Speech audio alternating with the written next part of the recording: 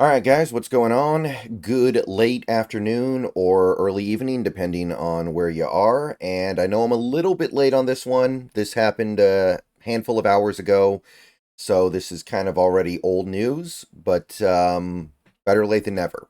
And I wanted to make at least a short video about this one because I do actually think this is something that matters.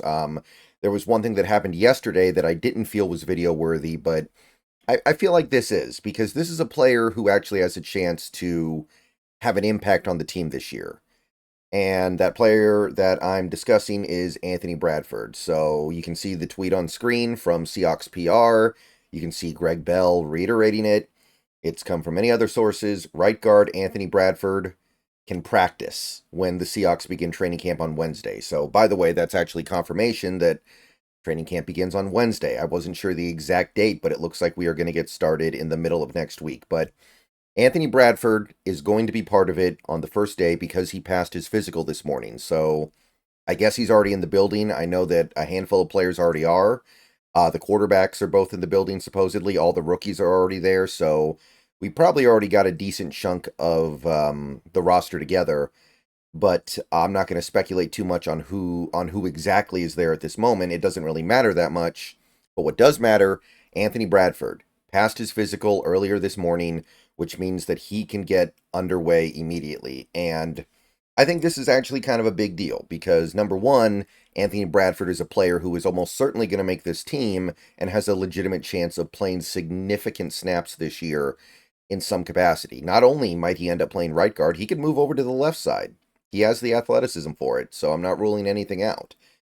Even if he's a backup, there's a good chance that he ends up playing at some point. He'll be a backup behind players who we don't necessarily have the firmest grip of in terms of feeling like they're going to be able to go out there and do big things for us. So, one way or the other, this matters. And it does definitely matters that he's able to get out there and practice as much as possible because he already missed a lot of the mini camps because he had that injury. And then when he showed up on the injury report before training camp, it was like, okay, what the heck is going on here? How bad is this guy's injury? Or did he get another injury? But it doesn't matter now because it looks like he's good to go. So great news here. Anthony Bradford passed his physical, ready to go for training camp.